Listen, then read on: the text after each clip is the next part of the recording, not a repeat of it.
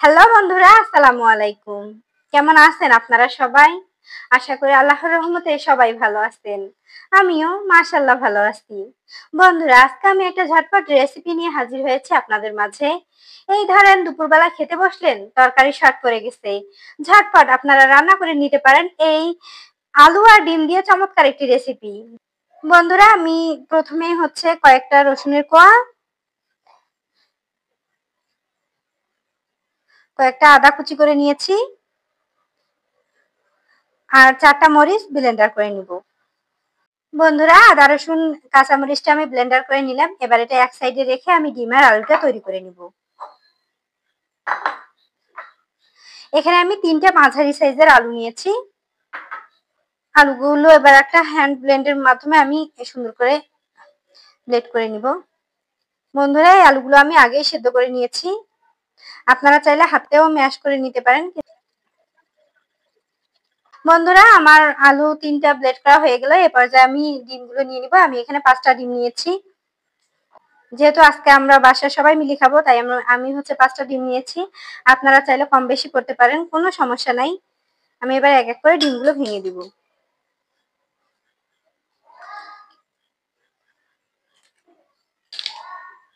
বন্ধুরা, আমি ডিম 5টা ভেঙে নিলাম। এ পর্যায়ে আমি সামান্য পরিমাণ পেঁয়াজ দিয়ে দিব।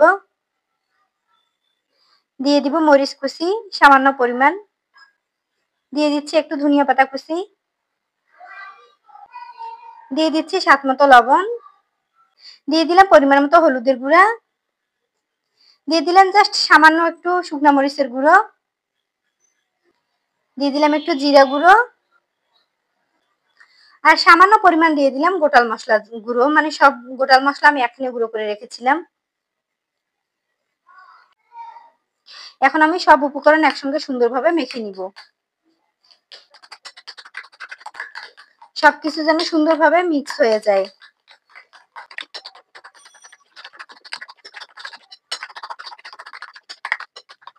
বন্ধুরা, সবকিছু একসঙ্গে সুন্দরভাবে মিক্স করে নিলাম।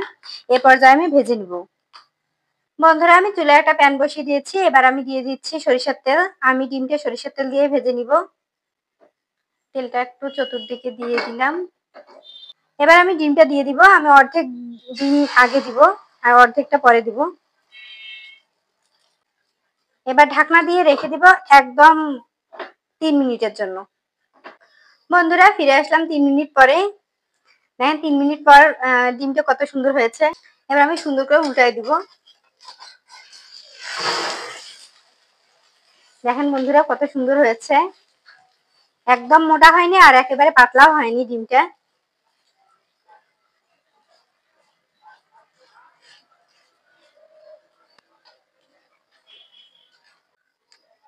বন্ধুরা, ডিমটা সুন্দরভাবে ভাজা হয়ে গেছে। এবার আমি একটা চাকুর সাহায্যে সুন্দর করে কেটে নিব সাইজ সাইজ করে।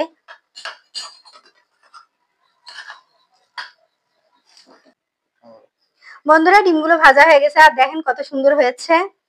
একদম কি সুন্দর হয়েছে সব ডিমগুলো। এখন আমরা পরবর্তী ধাপে চলে যাব।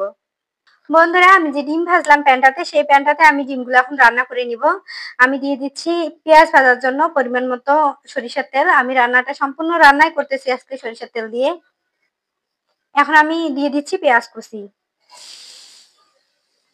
পেঁয়াজগুলো সুন্দরভাবে নেড়ে চেড়ে একদম লালচে কালার করে নিতে হবে। বন্ধুরা, আমার পেঁয়াজটা সুন্দরভাবে ভাজা হয়ে গেছে। এ পর্যায়ে আমি আগে থেকে ব্লেন্ডার করে রাখা আদা রসুন আর কাঁচামরিচটা দিয়ে দিব। এখানে আমি একটু পানি অ্যাড করে নিচ্ছি, তাহলে সুবিধা হবে।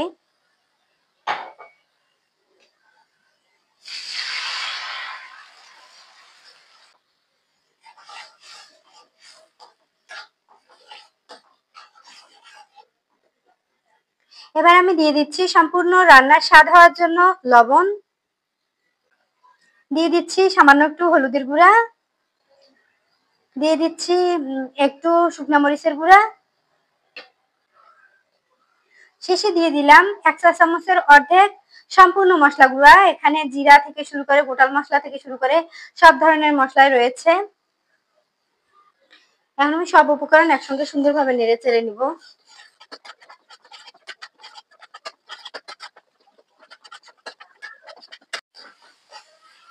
দেখেন বন্ধুরা, মশলা থেকে একদম তেল ছড়ানো শুরু হয়ে গেছে। তার মানে হচ্ছে আমার মশলাটা সুন্দরভাবে কষানো হয়ে গেছে। দেখেন কত সুন্দর তেল ছড়াচ্ছে মশলা থেকে।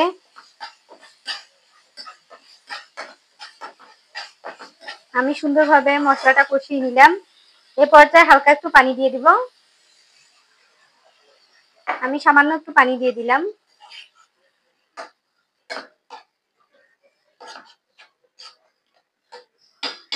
সামান্য একটু পানি দিয়ে আমি এক এক করে সব ডিমগুলো ছেড়ে দিব।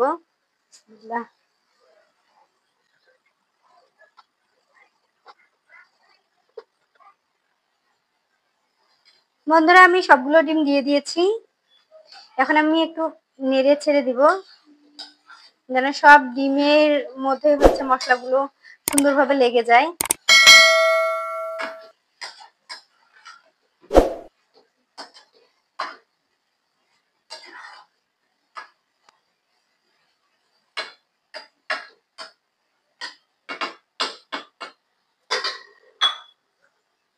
এই পর্যায়ে আমি উপরে একদম ধনিয়া কুচি ছিটিয়ে দিব।